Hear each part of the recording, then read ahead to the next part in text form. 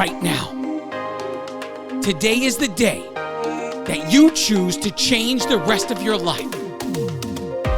It is time to turn your setback into the greatest comeback story ever told, and nobody is more capable than you. Friday! This is the Ranting Weight Watcher podcast, the future #1 weight loss podcast in the world. I am your host, Donato Russo. I hope you enjoy the show today. If this is your first time here and you enjoy the show, please subscribe and spread the word of the Ranting Weight Watcher podcast wherever you are and to whomever will listen. If you'd like to connect on social media or wherever else, check out my Linktree page, Linktree/the Ranting Weight Watcher. Let's connect today. Hello, everyone. Welcome to episode 159 of the Ranting Weight Watcher podcast. If this is your first time here, welcome to the show. I hope you enjoy it. If you do, please consider subscribing. If the app that you use allows you to rate the show, please consider giving a 4-star or 5-star rating. If it also has a feedback section, you can leave a comment about the show, how the show made you feel. You can add that there as well. Doing this helps the algorithm so that when someone else is looking for a weight loss related podcast, the Ranting Weight Watcher will show up higher on the list, thus making it a more popular show, and the growth will happen in that case. But most of all, I say it all the time, nobody sends people to a restaurant faster than the people that have already eaten there. And nobody sends people running from a restaurant faster than the people that have already eaten there. So if you enjoy this show, please tell anyone that you know that is in the same position we are in and needs to hear this message. Well, I got lots to talk about today. Let's get into this!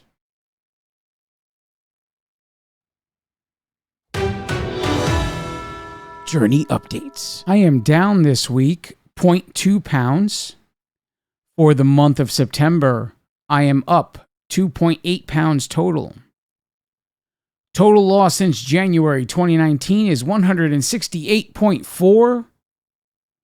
Total pounds remaining to get to the 175 pound milestone is 6.6 pounds. Total pounds remaining to get to the 200 pound milestone is 31.6 pounds.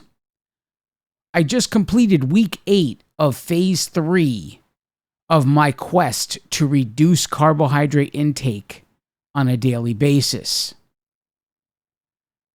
This was week 24 of the entire process. And my week 24 calorie average was 2,269 calories per day. My week 24 protein average was 242 grams per day. My week 24 carb average was 178 grams per day. And my week 24 fat average was 70 grams per day. The goal for calories is to be at 2,300 per day. The goal for protein is to be at 229 grams per day. The goal for carbs for phase 3 was to be at 175 grams per day. And the goal for fat was to be at 90 grams per day. Overall, not a bad week. I have just begun phase 4. I am in week 1. So this coming Sunday will be my first Sunday in phase 4.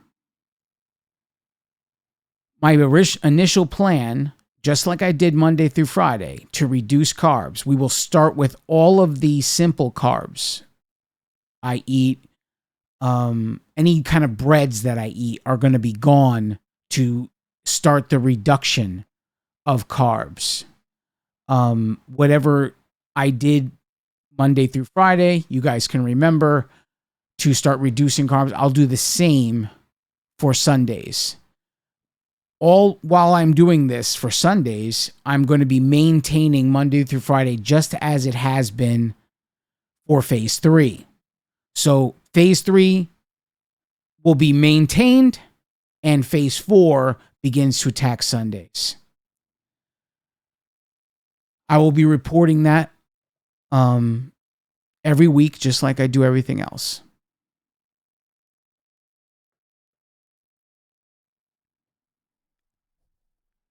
When I initially started this journey, I've told this a number of times. I had it in my head on day 1 in the WW studio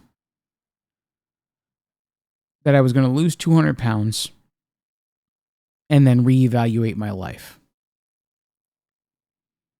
Now, as I went through everything that I've gone through to get to this point, and all of the things I've learned about myself and about nutrition and about what it really takes to become healthy, I realized that the way we are guided to do things is not optimal for lasting weight loss. The number of people that make it to their goal is like astronomically small. But however much that number is, 80% of the people that make it to their goal don't end up keeping it and end up in a battle to keep it their entire lives.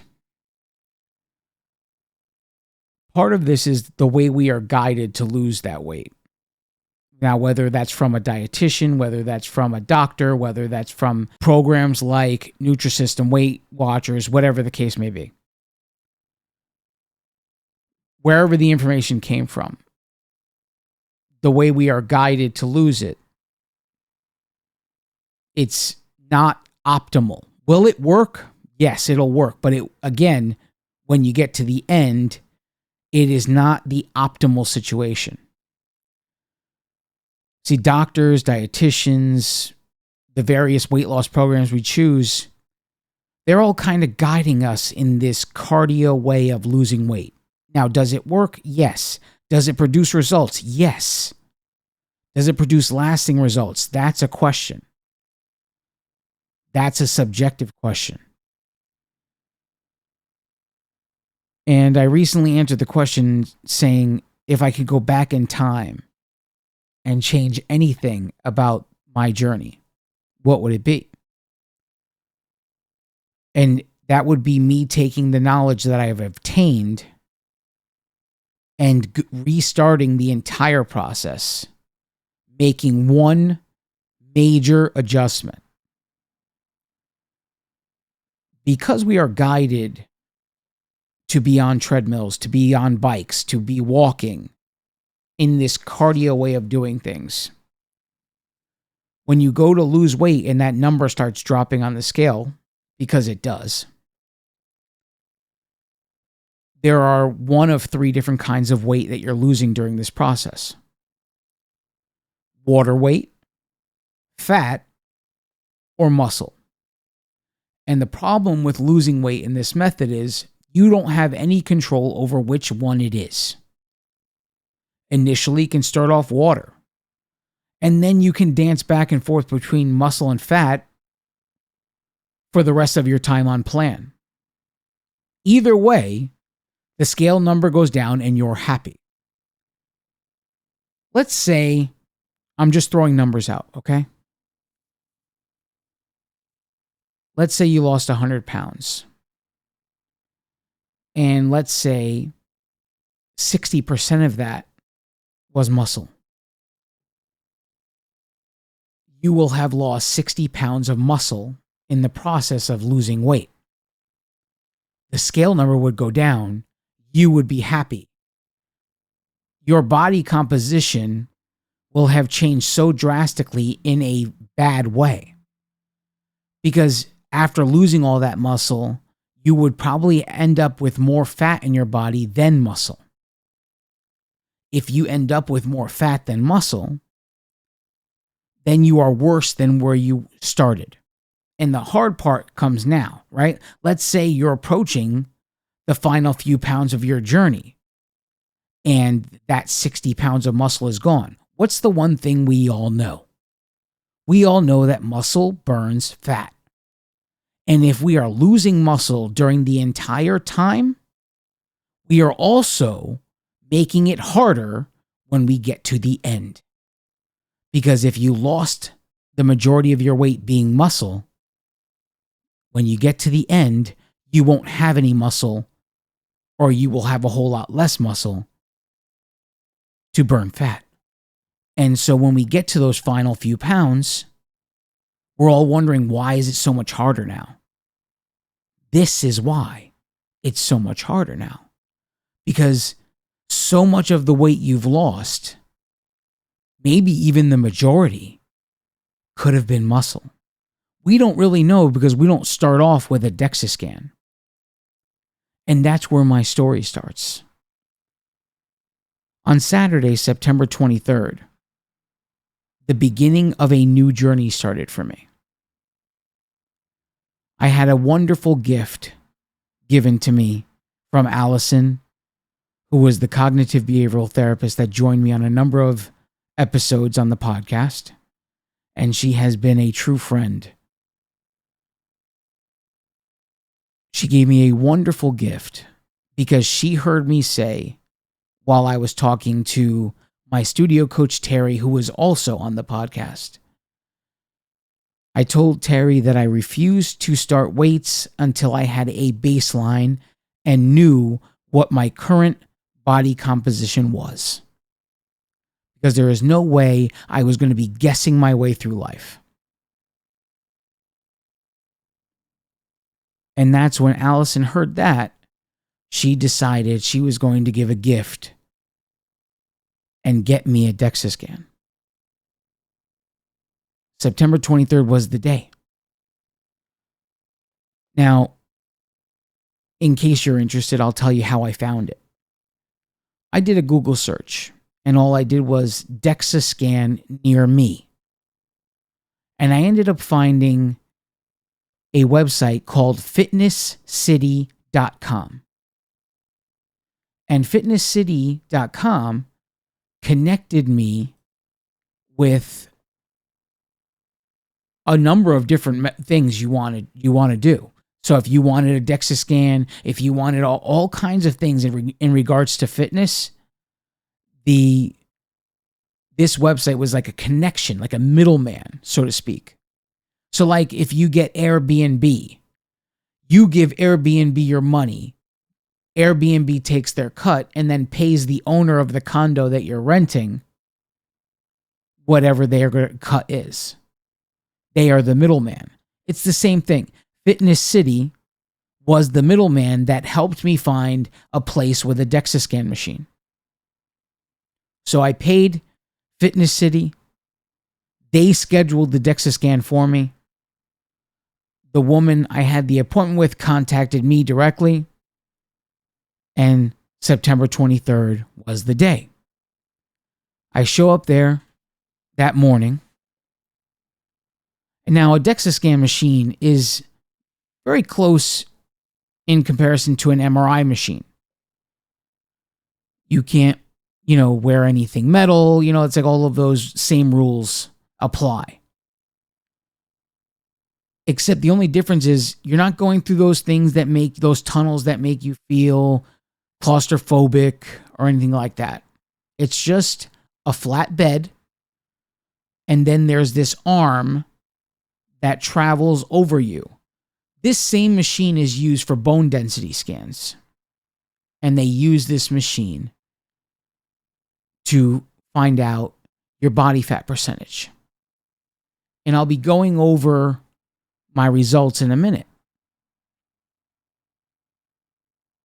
So I go into the appointment. I get on the table. I lay down. And she starts the machine. And then I had to adjust in the middle of it. She paused it and she says, okay, push your hands against your body more. So I did that. And then she kept it going. The whole scan took about 15 minutes or so. And I was done. And then she says, okay, you can get your belongings or whatever. And then I saw on the screen, basically it was me. There was no getting around it. This was me. It is an image. It kind of looks like a infrared image. So like if you've ever seen the movie Predator, where the alien or whatever it was only saw in infrared. That's the way it saw humans. So it's kind of like that. And then the yellow parts in the picture represent fat, and the darker oranges colors represent lean mass. Whether it's muscle or whether it's organs, it represents as lean mass. So I'm talking to the lady who did the test, and I tell her my story. And I tell her about the podcast and everything else, and how this is a big deal, and I'm a little bit nervous. And as she's looking quickly at the screen, she says, you may find that what work you have ahead of you is going to come more easy than you think it is if you do it right. I was like, okay, whatever. I left there with a number in my head. And that number came from the scale that was sent to me from Charlotte, who is also a listener to the podcast. And she decided to send a gift of this body composition scale. When I stepped on that scale to test it out for the first time, that scale had marked me as 40% body fat. So in my head, if this machine I was going to was more accurate, part of me believed I would be even higher than 40% body fat. I just had that number in my head. So after talking to the woman, she tells me the results are going to get emailed to me. And if you have any questions, feel free to send me a message. So I got home. I was doing some other things, and I kept checking my email. And then finally it arrived. I quickly went to my computer because I wanted to see it printed out. So I printed it out, and I was looking at it. So the one thing I noticed right away was that it said total fat percentage in my whole body. And the number was 28.2%. Right away, I questioned this extremely. It had my weight perfect. I mean, I stepped on the scale in my house, I was 227, but when I weigh myself at home, I have no clothes on. When I got on this machine, I was 228. So you add a bunch of clothes, sure, you can add a pound.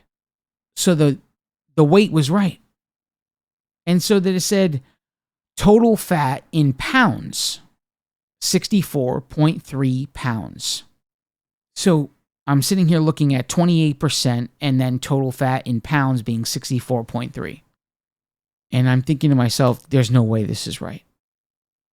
There's no way it's this low. And so I send her a message.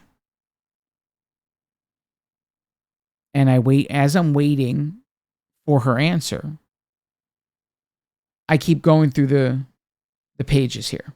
Now, I think I went over this on a previous podcast, but there are two different kinds of fat in your body. There's subcutaneous fat, and there's visceral fat. Subcutaneous fat is the fat that you can actually grab. When you're staring at yourself in the mirror and you're pinching parts of your body and you're like, I don't like this, I don't like that.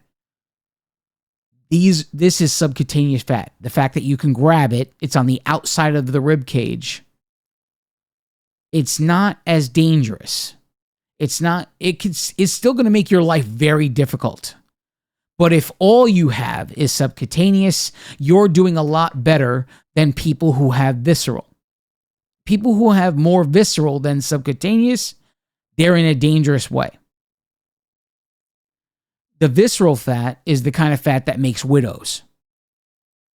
Because this fat surrounds your organs. It's on the inside of the rib cage, and it's crowding your organs, making it so that your heart can't beat properly, making it so your liver doesn't function properly, making it so your kidneys don't function properly. All of the organs are working harder because of the fat wrapped around them. And this is why people can be obese but still be relatively healthy, because the amount of subcutaneous versus visceral is in the right direction. The ratio is on the subcutaneous side. And as I got to that page, I saw total visceral fat, 1.2 pounds. We're going to take a break. Don't go anywhere. I now present to you the Ranting Weight Watcher Accountability Creed. If you choose this day to say this creed, you are accountable to me, the author. You are also accountable to all of those before you who have taken the creed, and all of those after you who will take the creed. But most of all, you are accountable to yourself. Now recite with me the Accountability Creed.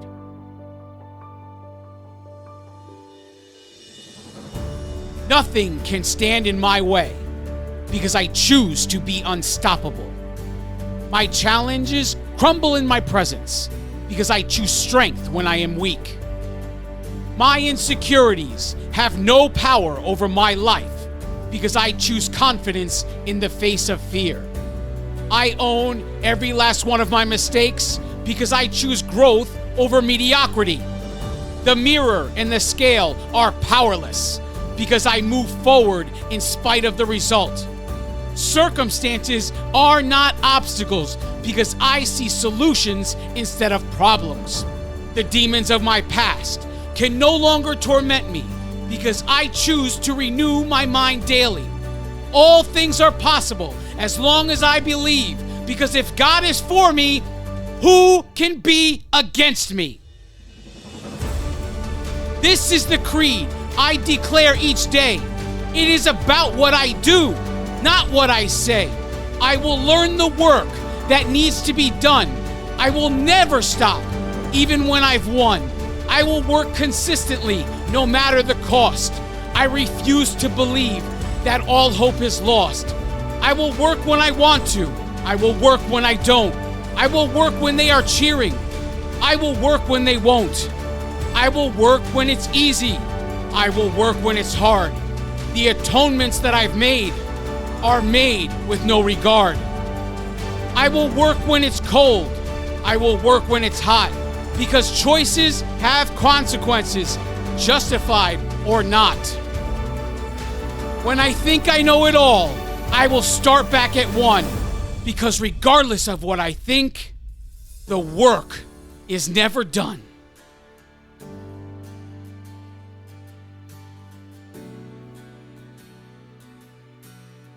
And from this moment forward, when times are tough,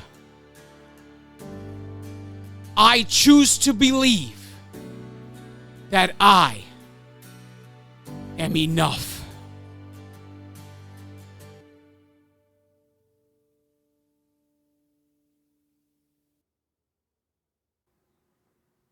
And we are back.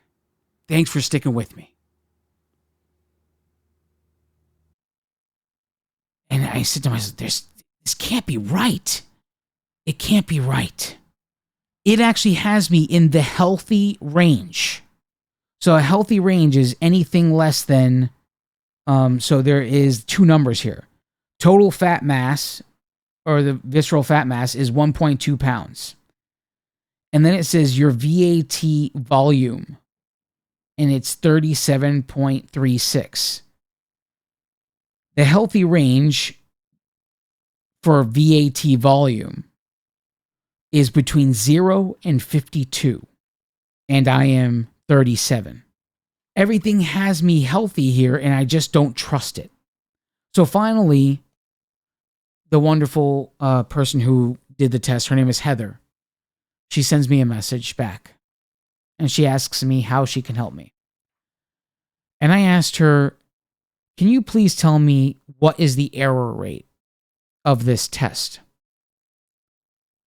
And she tells me the test is 99% accurate, 1% subjective. And she says, what's your problem? What's the problem? And I just said, this can't be right. None of these numbers can be right. And she, it was a little weird for her because in her mind, the numbers are good. And in my mind, the numbers can't be good. That's the difference between the way she's thinking about it and the way I'm thinking about it. So then, as she assured me that all of the numbers are very accurate and I am much closer to my goals than I ever thought I was at this point, I thought to myself, everything has to change now. And she says, why does anything have to change? What has to change? I had this plan that I was going to use the smart scale for in between time periods. And the fact that the numbers were so different, I felt like I couldn't use the smart scale anymore. And she explained to me that the difference between the smart scale you have at home and the machine that you get on today is that the machine you got on today is sophisticated enough to recognize the difference between fat and skin. Your body has a lot of skin, and skin is considered an organ. So the DEXA scan machine sees the skin as part of the lean mass category because it is an organ. All organs in your body and muscle are categorized as lean mass by the DEXA scan machine. So because it's able to distinguish that this is skin, not fat, it places the weight where it should be. She told me that even if someone broke out the calipers and measured me and all of the old methods to calculate manually the body fat percentage, she said that that would not do me well because of all of the extra skin I have.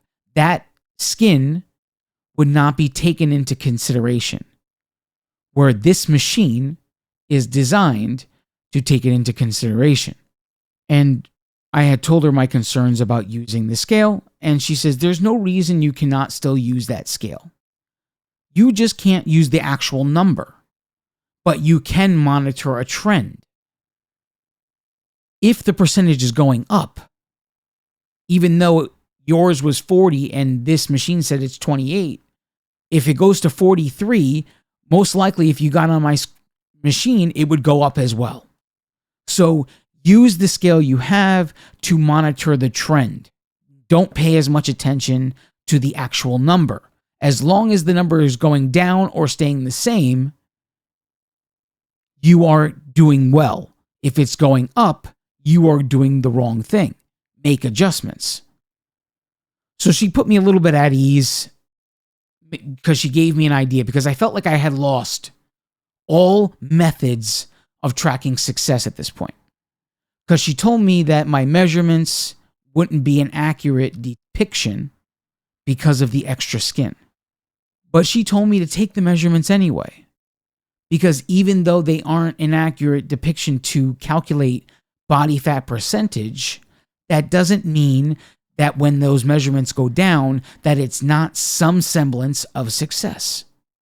So she gave me my tools back when I thought I couldn't use them anymore. She told me to monitor trends no matter what it was, whether it was a measurement or whether it was the scale giving me a body fat percentage. Monitor the trend, not the actual number. Use these things as a guide. They don't have to be perfect of what the actual number is. So I felt a little more at ease after having that conversation with her. Poor thing. She probably was going crazy with me because she had said, if you have any concerns, just send me a message. And here I was basically messaging her all afternoon on Saturday afternoon. It is definitely eye-opening to see that even with all of the walking I did, even with all of the bike, whatever method I chose to exercise, that I still put myself in a decent position here at the end of the marker to start pursuing weightlifting. Could I be in a better position had I started with weightlifting? I sure could. The difference is, if we want to go through life, there are two things that separate you from you feeling old. Your ability to do normal things and feel the strength enough to do those things is going to be the difference of you feeling like you or you feeling old. The one thing that we all don't do as we get older is lift and become stronger. And it's funny because doctors don't really talk about getting stronger in the beginning when you're young, but they definitely talk about it once you're a senior citizen. You need to do some strength training, but really you should have been doing it all along. And had you been doing it all along, you would be in a better position now in the golden years of your life. You wouldn't feel old because when you get up, things aren't crinking and everything because the muscle is still strong. And when the muscle's strong, you will feel young because you're still able to do it all. Are you going to be some star athlete? No. But all of the normal things in life, the things that make you feel old, are when you sit here and you hear that big moan when you go to sit down because all of your joints are like screaming, or when you go to get up from sitting down for a long period of time and all of the moaning you do in order to get up. These are when you look at everybody in the room because they're all looking at you like you have 10 heads and you say, well, don't ever get old. Meanwhile, you had the keys all along. In choosing to strengthen your body, you would be in a better position and not feel old. The number still goes up. Listen, the only way to stop the number from going up is to die early, right? If we would have been strengthening our bodies this entire time, we would never feel like we couldn't do anything. Getting up wouldn't feel like a chore. It wouldn't be painful. Sitting down wouldn't be painful. Because our bodies are healthy, they're strong, and they could still do it. But because we let go of ourselves and we don't do these things, if you don't use it, you lose it. I'm going to make this downloadable for you. I want you to see that there is 5 pages of data sitting on this report. 5 pages. When WW tells you the scale doesn't define you, they don't give you anything else to back that. And, they don't need DEXA scan machines. There's a step down from a DEXA scan called an in-body scan. And would it give you a lot of this stuff? Definitely. Would it give you all of it that this machine has given? No, it would not. But it would give you enough to let you know that you're more than a number on a scale. When you see this report, you're going to see that my weight, being 228 pounds on this report, is just this one little square, this one little item. It's literally in one spot, and it's 3 characters. 228. And yet there's 5 pages of data. That's why I want you to see this.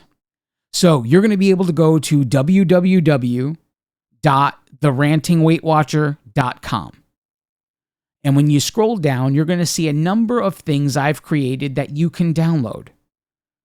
The Ranter's Creed is there. For you guys who listen, if you love that Ranter's Creed and you love what it represents, and if you love the Accountability Creed, you can print those out. You can put them on the refrigerator and you could say them to yourselves every day. They're there, available for download on therantingweightwatcher.com. This document that has my results for this DEXA scan are going to be available for your download. The only thing I'm going to black out is my personal information. You'll be able to see the rest of it. Oh, please, you're going to know more about the inside of me. You won't need to know my address and all that other stuff.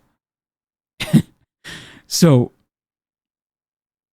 I'm just going to block out the top, and the rest is for your analysis. You can educate yourself and see all of us. That number on the scale every Saturday is just one small line item in this 5-page report. The BMI that you represent is one small line item on this report. I don't even know what page it's on. That's how little it means compared to everything else that's here. But I'm sure it's here somewhere.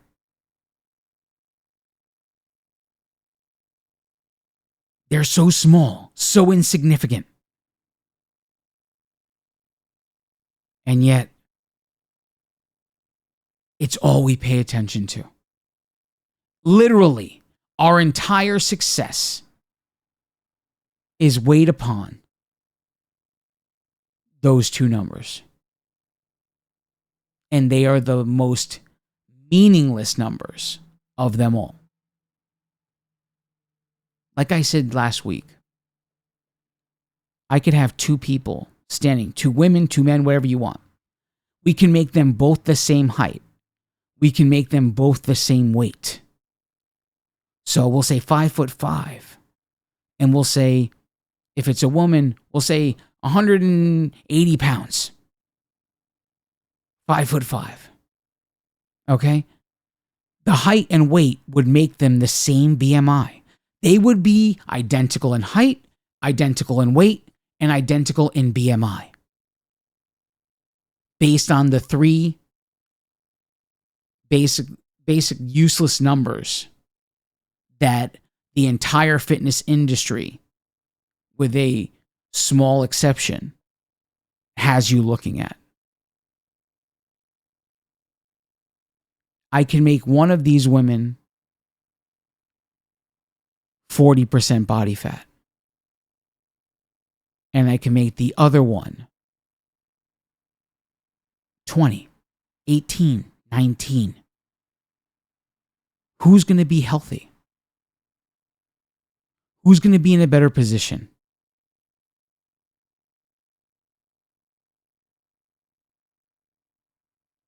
But they're both the same weight. They're both the same height. They're both the same BMI. The body fat percentage, the composition of each of their bodies, what constitute that number on the scale, what makes that number on the scale, is the most important of all the numbers. And when we work to change that number, that is when we create the success that lasts a lifetime. Because the more muscle we have, the more fat we burn. And you know what?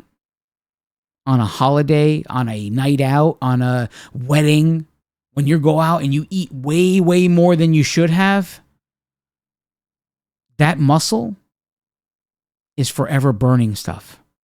It's forever working. Just sitting there doing nothing, it's working.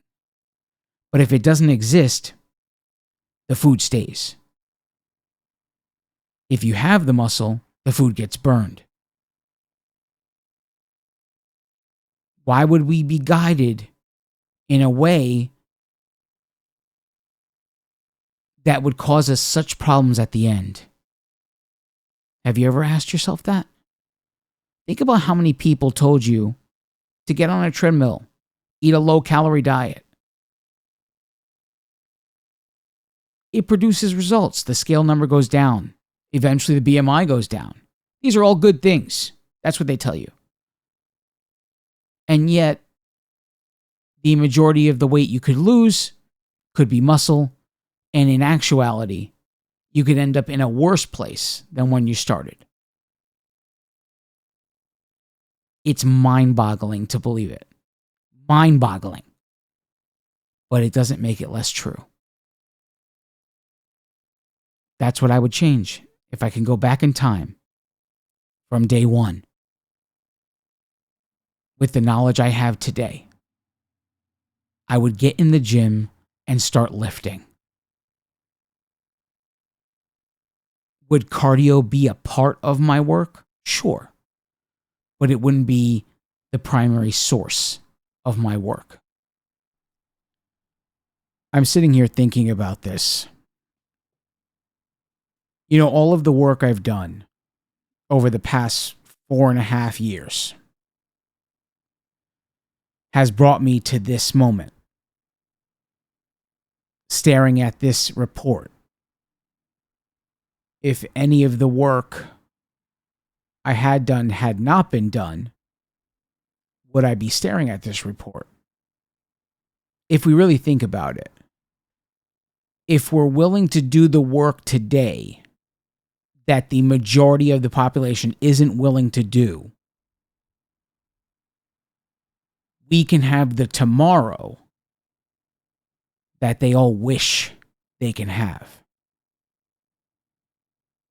And if we just keep doing that, wash, rinse, repeat, wash, rinse, repeat, doing everything you need to do today to give yourself the tomorrow that everyone wishes they can have. Everybody wants the life of the 2%ers. But the majority of the people won't do 98% of the work that the 2%ers do to become what they have become. It's that simple. If every day we wake up and we just check the things off the list today, we are essentially giving ourselves a better tomorrow.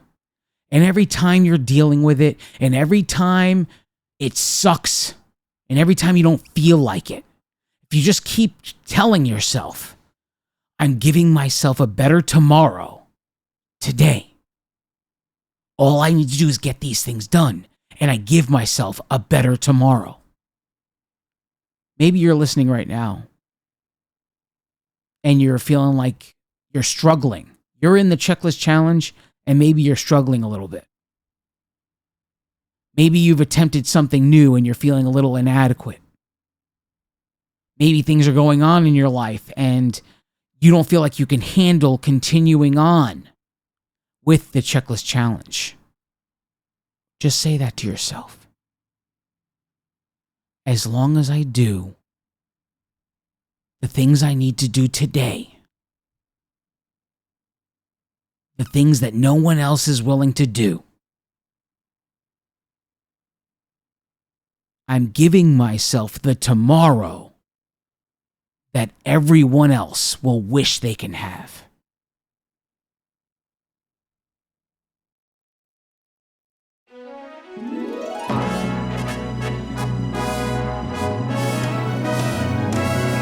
The sun will come out tomorrow. Bet your bottom dollar that tomorrow there'll be sun. Just thinking about tomorrow clears away the cobwebs and the sorrow, till there's none. When I'm stuck with a day that's gray and lonely, I just stick out my chin and grin and say, oh, the sun'll come out tomorrow, so you gotta hang on till tomorrow. Come what may, tomorrow, tomorrow, I love ya. Tomorrow, you're only a day away. Tomorrow, tomorrow, I love ya.